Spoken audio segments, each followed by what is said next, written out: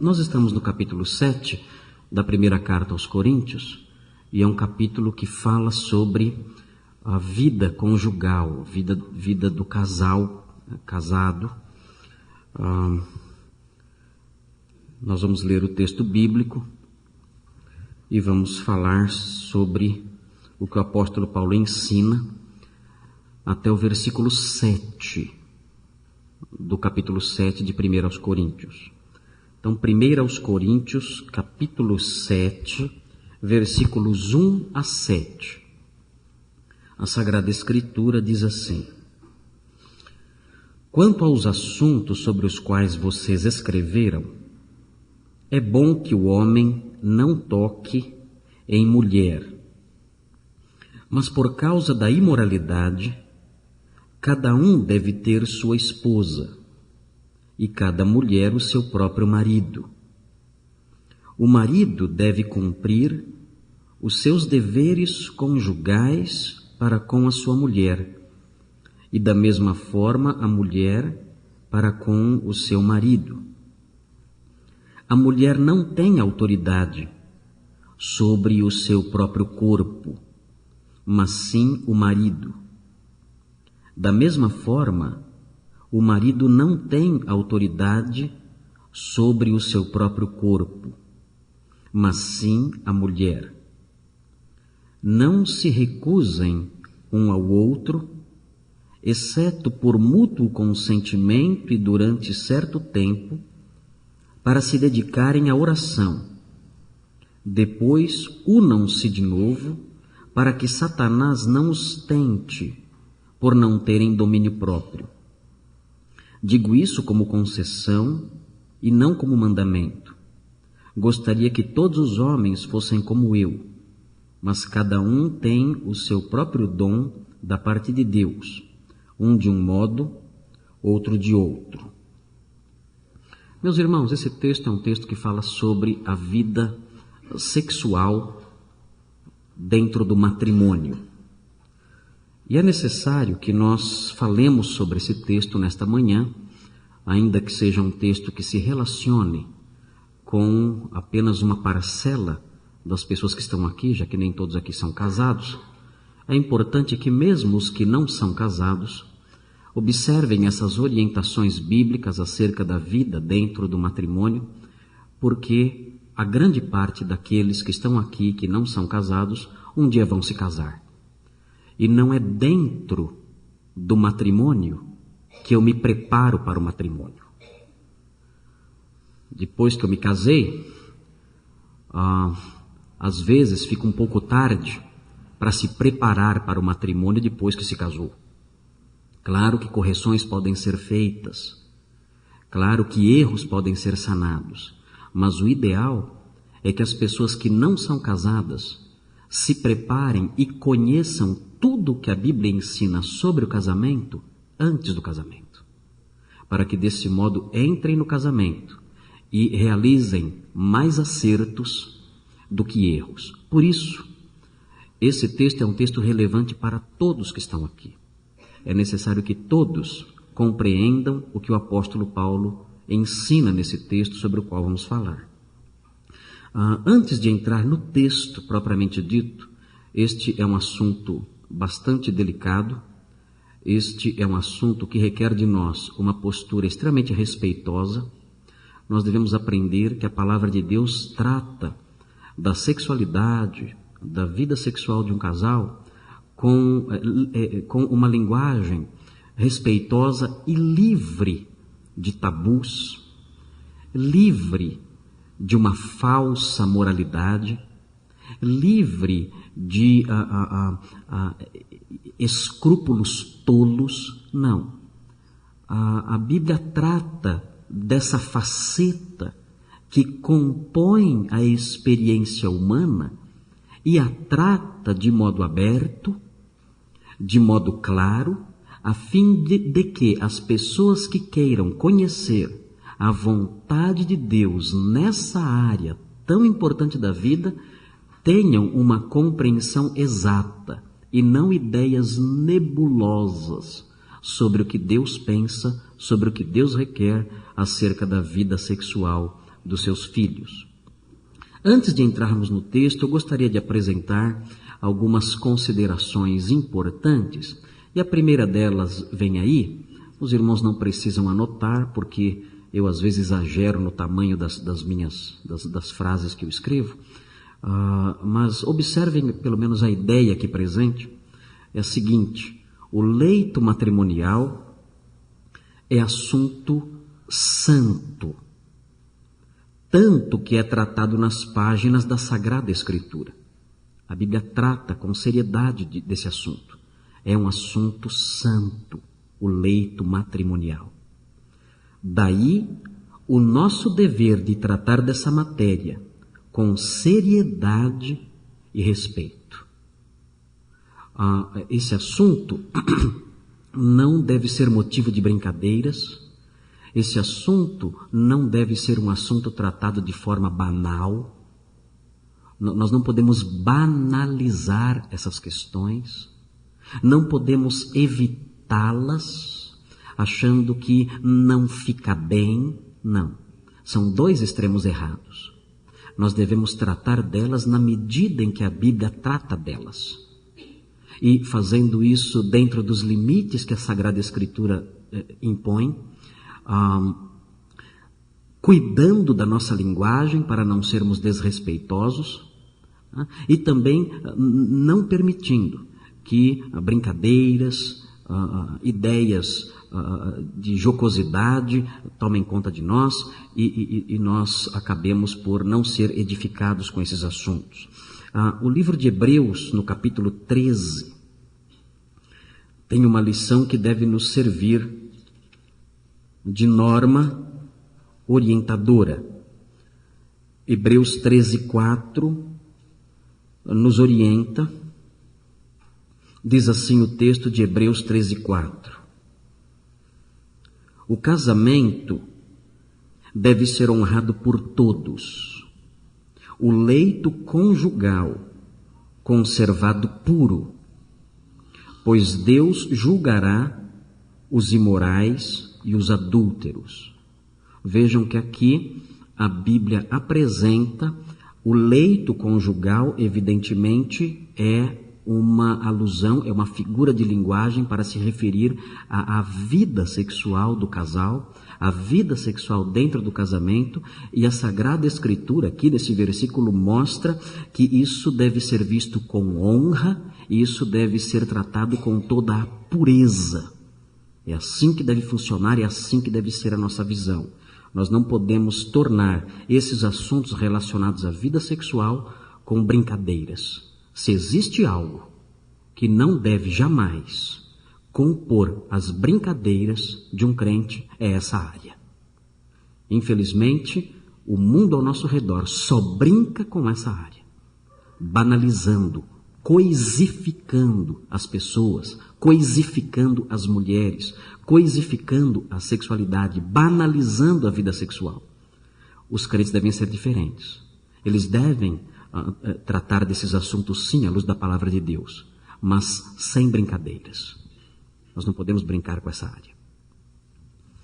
Uma outra orientação preliminar que eu quero apontar para os irmãos dentro desse contexto, muito difícil nós falarmos sobre isso, por isso eu quero tocar nesse assunto aqui, aproveitando o contexto deste sermão. A vida íntima do casal não interessa a ninguém. Não interessa a ninguém além dos cônjuges. Exceções só devem ocorrer em situações especialíssimas. Não é correto a mãe falar para a filha ou para o filho sobre sua vida sexual com o pai. Não é correto a filha falar sobre a sua vida sexual com seu marido, falar disso com a sua mãe, ou o filho falar com o seu pai sobre a vida sexual dele com a esposa. Esse assunto é um assunto que diz respeito ao casal, só. Ele não deve comentar aspectos da sua vida íntima, não deve comentar detalhes da sua vida sexual com ninguém. isso não interessa a ninguém, isso não é da conta de ninguém, isso não produz nada de bom para ninguém, e as exceções acerca disso devem ser feitas em situações realmente muito especiais. Muito, muito, muito especiais, quando um casal vai procurar alguém capacitado, alguém sério, alguém de Deus, alguém que conhece a palavra de Deus para, com o consentimento dos dois, tomar conhecimento de alguma coisa para poder ajudar. Isso em situações extremas. Isso em situações em que realmente o casal percebe que precisa da orientação de alguém sério, de alguém de confiança, de alguém de Deus. E isso acontece poucas vezes. Não pode o homem conversar com os amigos sobre sua vida sexual, com sua esposa. Nem a mulher ficar falando com suas amigas sobre a sua vida sexual com seu esposo. Isso não interessa a ninguém. É errado isso. É um desrespeito do cônjuge com o outro. É um desrespeito do marido com sua esposa, da esposa com seu marido. É um assunto fechado entre eles. E somente em situações especiais devem tratar deste assunto. Na minha experiência pastoral, quando um casal está prestes a se casar, nós orientamos o casal da seguinte forma: nós temos 3 encontros com os noivos e um 4º encontro que é um encontro opcional. E nesse 4º encontro, os noivos têm liberdade de perguntar sobre a vida sexual do casal, sobre detalhes da vida sexual, como funciona a vida sexual. E quando os noivos querem ter esse encontro com o pastor, então o rapaz tem um tempo comigo no gabinete ou vai na minha casa, enfim, e nós conversamos sobre esse assunto, eu e o rapaz. A moça se encontra com a minha esposa e a minha esposa então explica como é a vida sexual do casal e todas as dúvidas, detalhes que a pessoa quer saber, questões, temores, tudo isso é tratado numa conversa aberta, antes do casamento acontecer, e se os noivos querem ter essa conversa. Ninguém é constrangido a isso. Muitos jovens, crentes, jamais tiveram uma experiência sexual, mesmo os que tiveram não sabem muita coisa sobre esse lado da vida. Aliás, os que tiveram sabem às vezes até menos do que quem teve. É um efeito estranho esse, curioso esse. Mas a pessoa que não é casada, ela não tem um conhecimento sobre essa área e às vezes tem vergonha de conversar com os pais, às vezes tem vergonha a moça de falar com a mãe, de falar com uma tia, de falar com alguém que é mais próximo, e então nós nos colocamos à disposição para darmos essas orientações relacionadas a isso. Depois disso, é a vida do casal. O pastor não vai interferir nisso. O pastor não vai perguntar como tem sido. Isso não interessa para mim.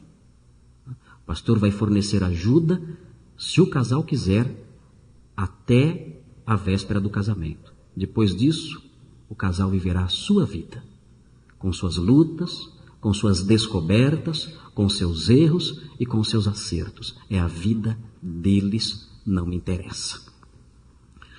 Há uma terceira orientação que eu quero dar aqui.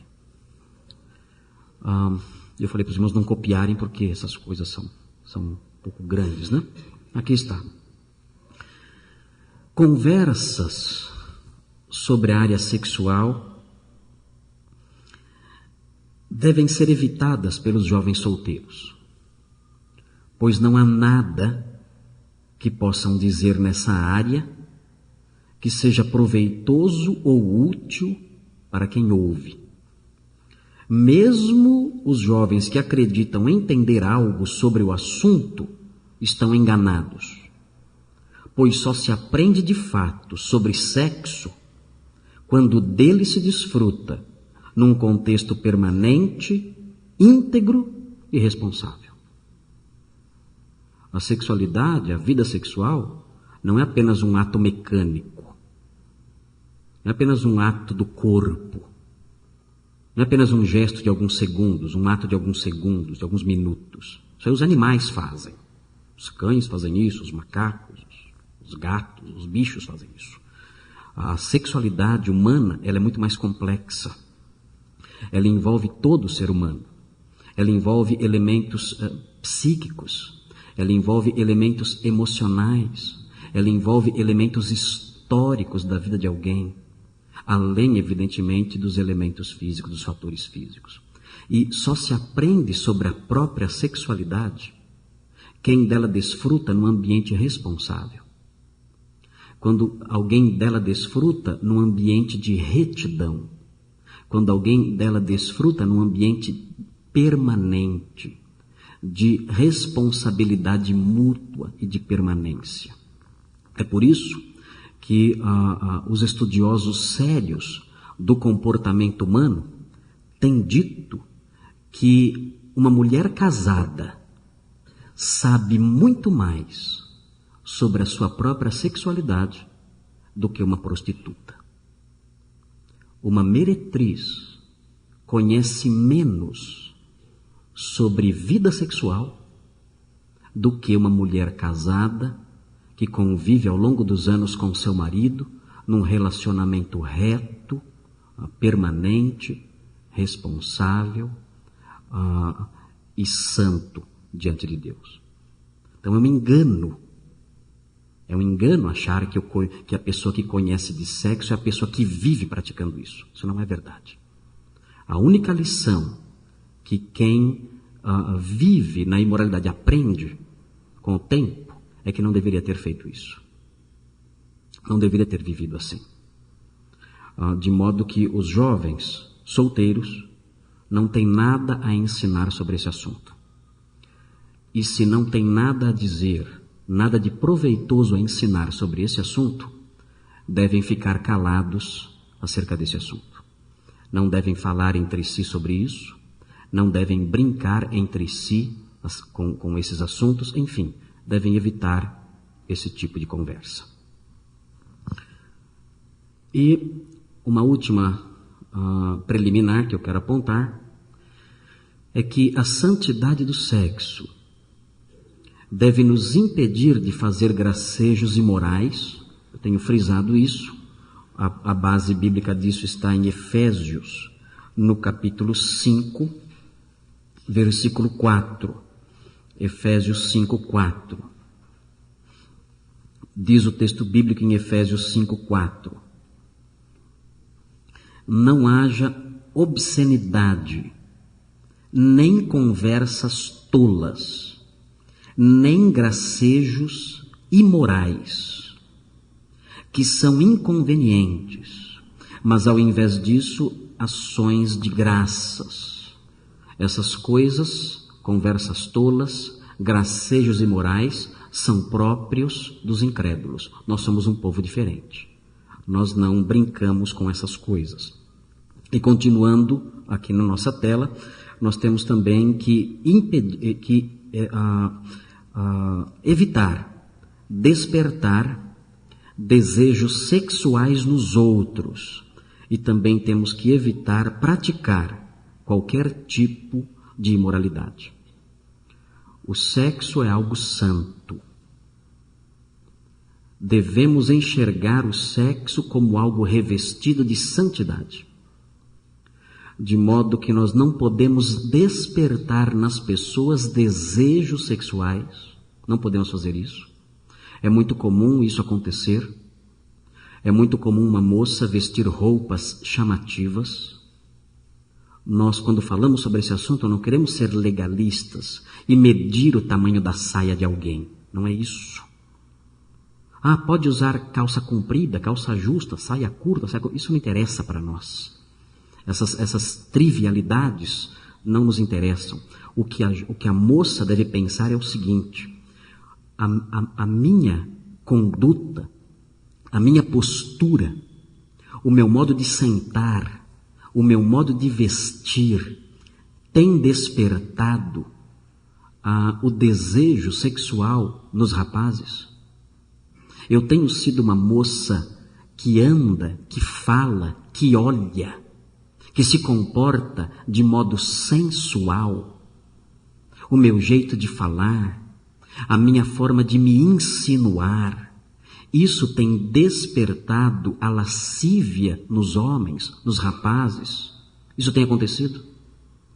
Se isso tem acontecido, essa moça não compreendeu a santidade do sexo e brinca com essas coisas.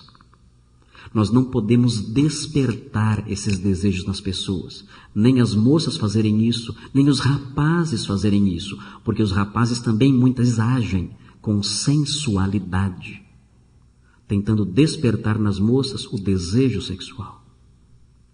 Isso acontece de modo ainda mais especial quando dentro dos casais, nas relações dos casais de namorados.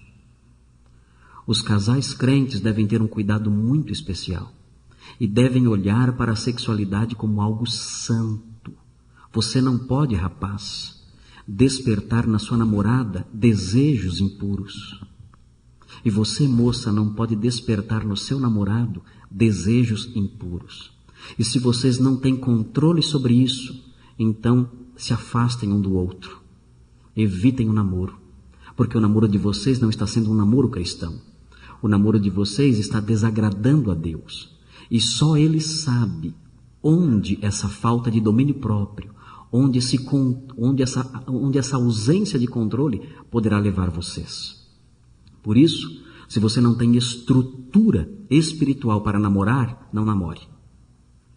Se você não tem maturidade cristã para ter um namoro cristão, então evite o namoro cristão. Quando você amadurecer, tiver domínio próprio, tiver o fruto do Espírito, então comece a namorar. É por isso que eu, pessoalmente, não sou muito favorável a namoro de pessoas muito jovens. Quando os jovenzinhos chegam para mim, estamos namorando. Os seus pais deixaram? Deixaram. Um problema seu com seus pais. Se você fosse meu filho, eu não ia deixar. Ia proibir. Eu acredito que para entrar numa relação de namoro, é necessário ter um certo grau de maturidade espiritual, a fim de que esses problemas sejam evitados. Isso gera frustração, culpa, angústia nos jovenzinhos, quando não gera problemas muito maiores, que comprometem a vida toda. Nós aprendemos em 1 Tessalonicenses, no capítulo 4, os irmãos devem pensar, o pastor Marcos deveria viver no século XVIII. Né?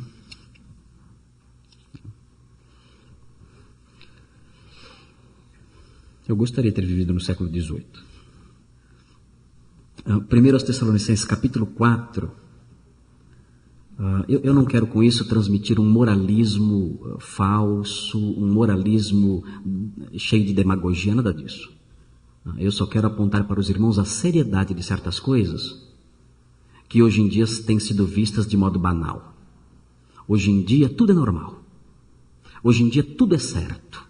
Hoje em dia tudo pode. Existe algo errado hoje em dia? Não. Na mentalidade do mundo e até das igrejas, tudo é bom, tudo é certo, tudo pode, todo mundo faz. O que tem de mais? Não pode reprimir, não pode proibir, não pode segurar. Então o que pode?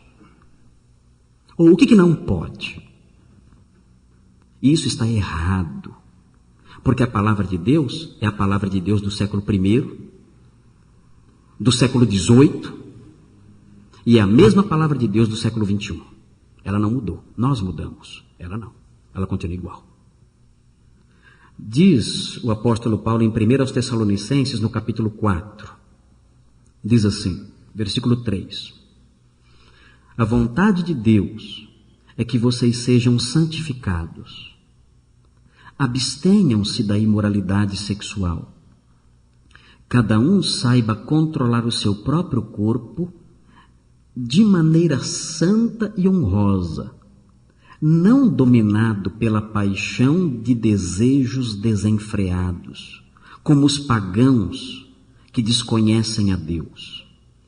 Neste assunto, ninguém prejudique seu irmão, nem dele se aproveite.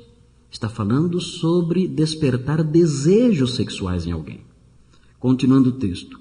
O Senhor castigará todas essas práticas, como já lhes dissemos e asseguramos. Porque Deus não nos chamou para a impureza, mas para a santidade. Portanto, aquele que rejeita estas coisas, não está rejeitando o homem, mas a Deus, que lhes dá o seu Espírito Santo. O texto bíblico é muito forte e enfático. As pessoas que não dão o real valor a uma vida moral elevada estão desprezando a Deus. E o texto diz que essas pessoas serão visitadas por sua punição. Muito bem, tendo dito isto, essas preliminares que se relacionam com a questão sexual, há muito que se dizer sobre esses assuntos, mas vamos olhar para o texto. Eu quero apontar uma verdade central, que aparece agora aqui na tela. A verdade central está aí e é a seguinte: a vida sexual dentro do matrimônio é instrumento de proteção para o casal. Meus irmãos, eu acredito que muitos casais são infelizes, vivem, desculpe a expressão, mas vivem como gato e cachorro dentro de casa, brigando o tempo todo, não se dão bem, não tem paz dentro do lar, não há harmonia naquela família, porque esse casal não compreendeu ainda como deve ser a sua vida conjugal, a sua vida sexual dentro do casamento.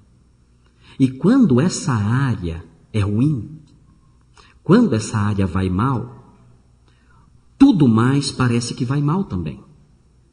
Muitos casamentos iriam muito melhor se cada um soubesse o seu papel dentro do casamento nessa área, na área sexual. E uma das verdades importantíssimas que nós deveríamos frisar e gravar em nossa mente é essa que está na lousa, que a vida sexual nos protege.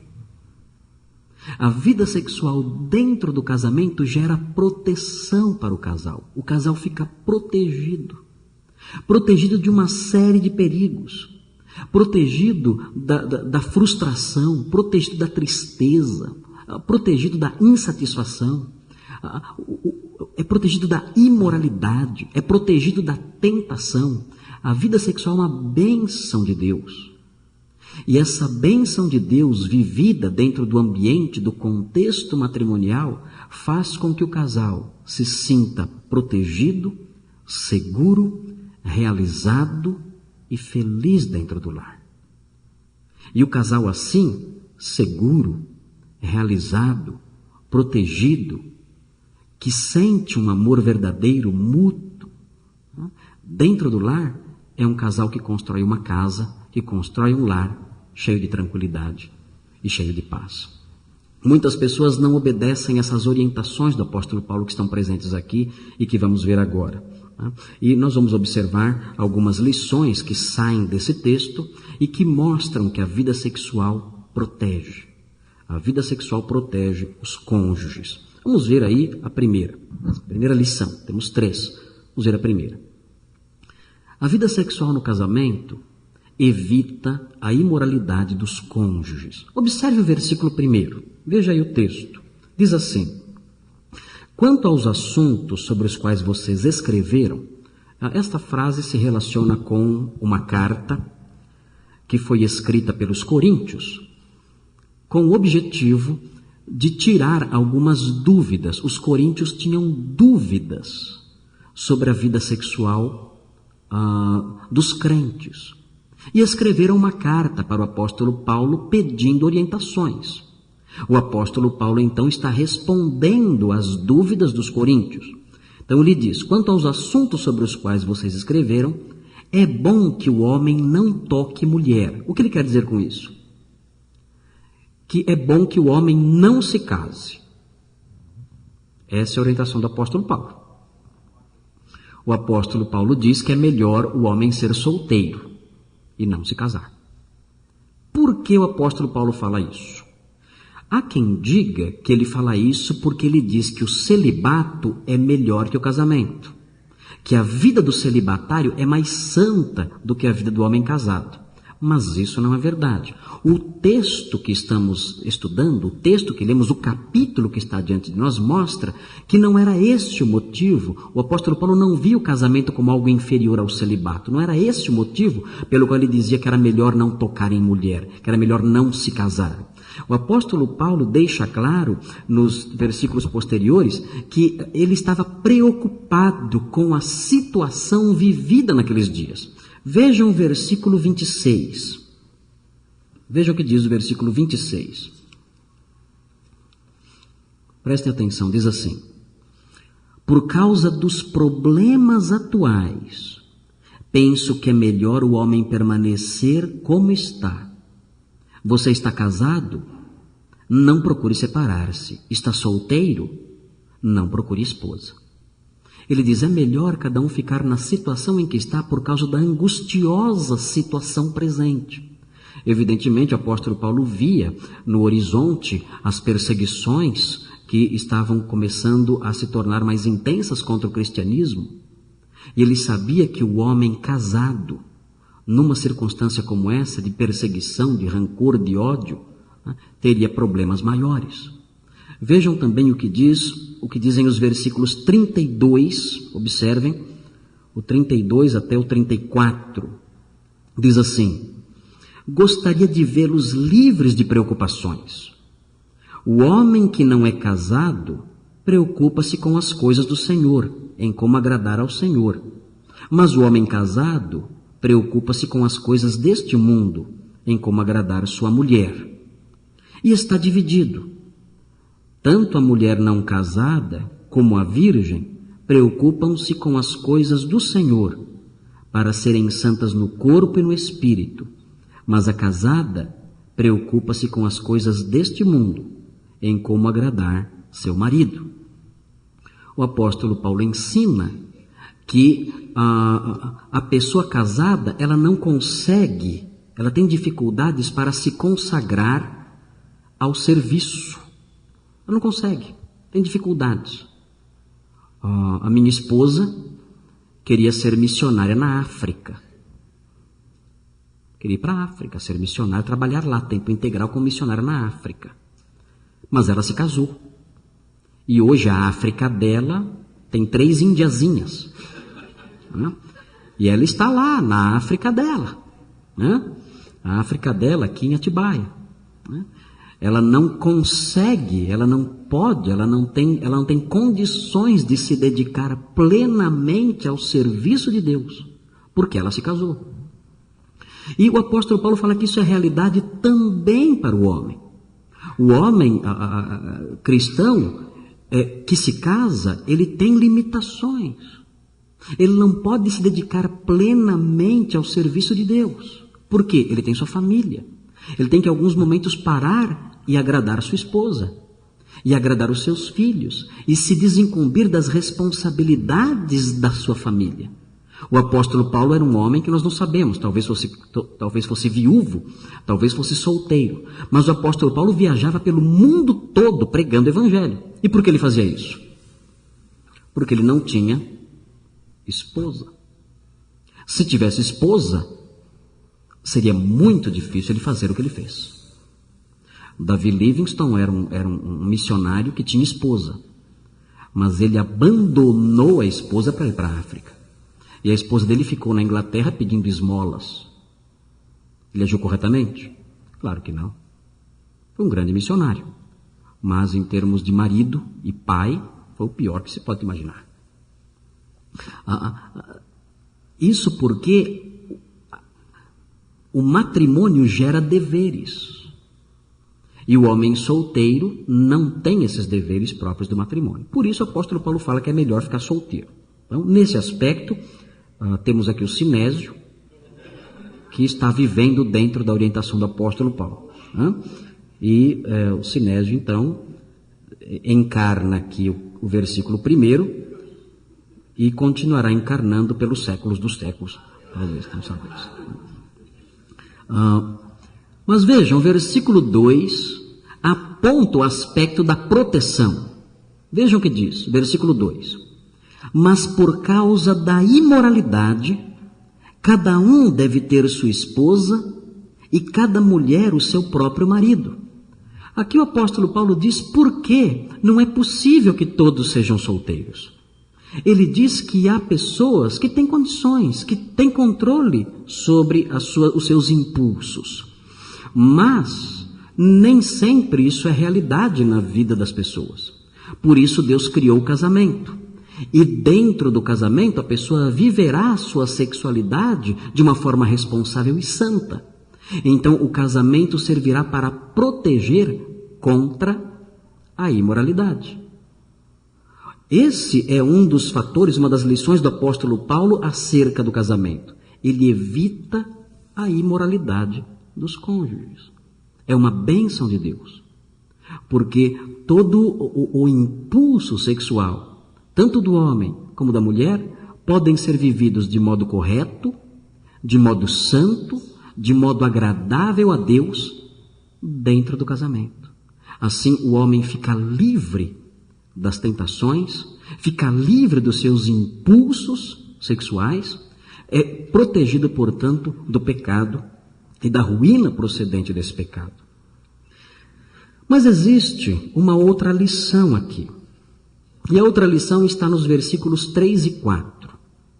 Observem com atenção, vem aí na tela. A vida sexual no casamento constitui-se num dever dos cônjuges. Muitos casais não sabem disso.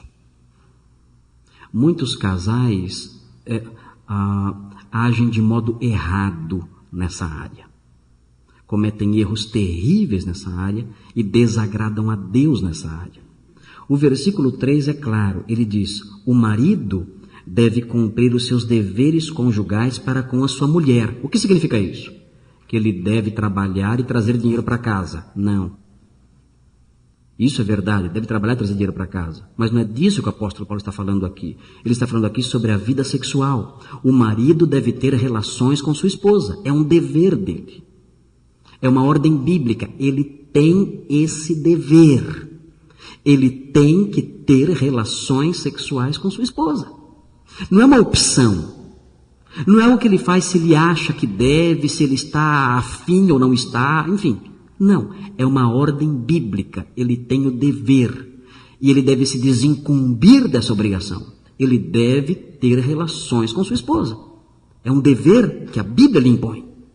E o texto continua. E da mesma forma, a mulher para com o seu marido. O oposto também é verdadeiro. A mulher tem o dever de ter relações sexuais com o seu marido. Ela não tem a opção de escolher sim ou não, ter ou não ter. Não tem essa opção. Ela não tem domínio sobre o seu corpo e nem ele sobre o corpo dele. O versículo 4 é muito claro e coloca os dois no mesmo pé de igualdade. O versículo 4 diz: a mulher não tem autoridade sobre o seu próprio corpo, mas sim o marido. Da mesma forma, o marido não tem autoridade sobre o seu próprio corpo, mas sim a mulher. Os dois têm um dever mútuo. É claro que deve haver o respeito em termos da disposição das pessoas. É claro que deve haver diálogo, claro que nada pode ser forçado, exigido. Nós ouvimos falar de situações absurdas de maridos que estupraram suas esposas. É claro que isso é um absurdo. Claro que não há amparo bíblico para isso. É claro que a vida sexual, a relação sexual deve ocorrer dentro de um contexto de diálogo, dentro de um contexto de amizade, de concessão mútua, de consentimento mútuo, mas não pode haver a privação um do outro. Ninguém tem esse direito.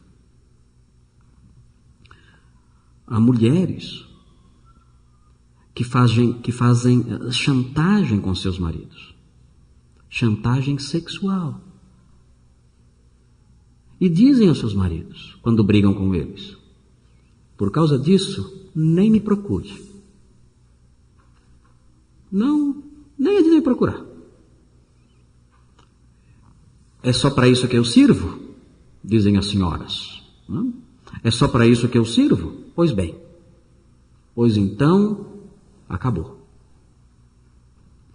E desse modo, acham que estão agindo dentro dos seus direitos. Quando isso, na verdade, se constitui em pecado e num perigo terrível, porque esta mulher está expondo o seu marido à tentação. Ela está expondo o seu marido à atividade satânica. Ela está expondo o seu marido ao adultério. Ela não pode fazer isso. Ela não é dona do seu corpo. E seu marido também não é dono do seu corpo. Eles jamais devem fazer esse tipo de chantagem um com o outro. Jamais o marido deve agir assim. Jamais a mulher deve agir assim. Deve haver a consciência de que os dois têm o dever de se satisfazerem mutuamente na esfera sexual.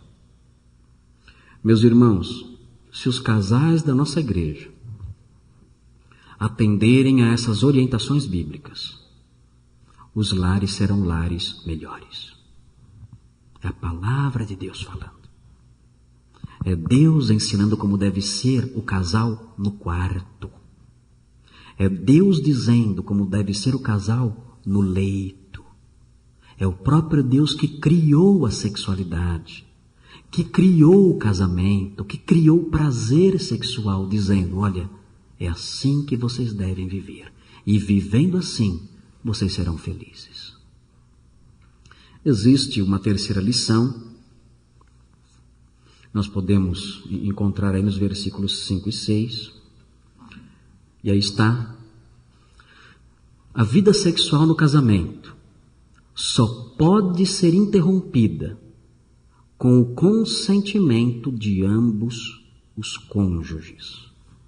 Essa é uma terceira lição, mas essa lição não está completa. Se os irmãos observarem o versículo 5, os irmãos vão ver que existem outros elementos que devem compor essa lição. Vejam o que diz, versículo 5. Não se recusem um ao outro, falando aqui, continuando falando, a falar aos casais. Não se recusem um ao outro, exceto por mútuo consentimento. Ou seja, para que haja uma recusa, um em relação ao outro, é necessário que os dois estejam de pleno acordo. Então eles vão decidir não ter relações. Por quê? O texto continua: durante certo tempo, para se dedicarem à oração. Alguns chamam isso de uma espécie de jejum. É um jejum sexual. O casal então, casal crente, é claro, o casal crente, querendo se dedicar à oração de modo tranquilo, sem o corre-corre do dia a dia, decide, ocasionalmente, isso não pode acontecer toda semana, nem todo dia, claro, deve ser algo ocasional, algo esporádico, uma vez ou outra, esse casal decide, por um período pequeno de tempo, por alguns dias, se absterem da prática sexual. Para quê? Para trabalhar mais, ganhar dinheiro. Não é para isso. O texto diz, é para se dedicarem à oração. A oração não pode ser feita no corre-corre do dia a dia muitas vezes. Então o casal decidirá fazer isso por alguns dias. E então o texto diz que devem se juntar novamente. O texto fala: depois, diz o texto, unam-se de novo, para que Satanás não os tente por não terem domínio próprio. O apóstolo Paulo diz que se esse jejum se prolongar por muito tempo, Satanás poderá tentar. E alguém com dificuldades na área de domínio próprio poderá cometer pecado. Essa é a única exceção. Os dois consentindo por um período curto de tempo, a fim de se dedicarem à oração. Fora isso, tirando isso, o casal cristão não deve viver uma vida sexual inativa. A vida sexual do casal deve ser uma vida ativa, plenamente ativa, de realização física, de realização emocional, em que os dois estão conscientes de que não pertencem a si mesmos, em que os dois estão conscientes de que o seu corpo não é seu, é do outro, em que os dois estão conscientes que não têm o direito de se privarem um do outro, em que os dois estão conscientes de que estão realizando um gesto, um ato de proteção ao seu marido, de proteção à sua esposa. E se os casais da nossa igreja entenderem isso, e num ambiente amigável, de seriedade, conviverem debaixo dessas normas, tenham certeza, o lar será outro. Porque Deus estará orientando sua vida não só no caminho para a igreja, não só na forma como administram seus recursos, não só no modo como tratam seus amigos, não só no modo como realizam a administração doméstica, não. Mas Deus estará controlando, orientando, sendo Senhor de suas vidas, também no leito. E Deus abençoará, e o casal será feliz. Hebreus 13:4 nós já lemos. Vamos ler todos juntos agora esse texto, guardando no coração essas palavras. Todos juntos, vamos ler.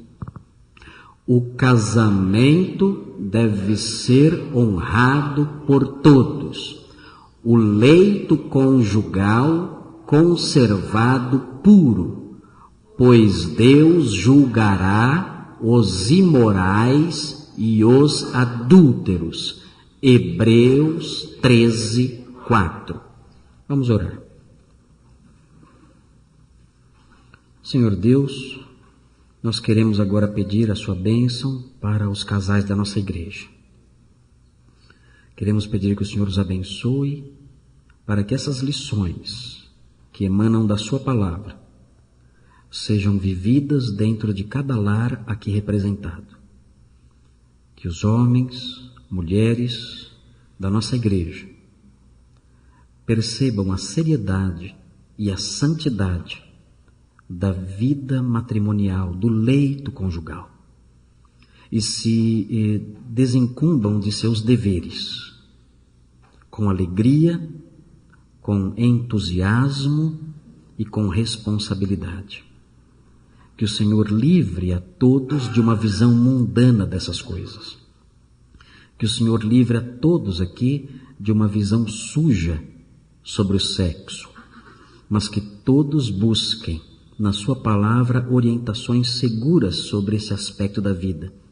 E desse modo, sejam felizes, sejam realizados e construam lares de acordo com o seu querer. Pedimos essas coisas em nome de Jesus. Amém.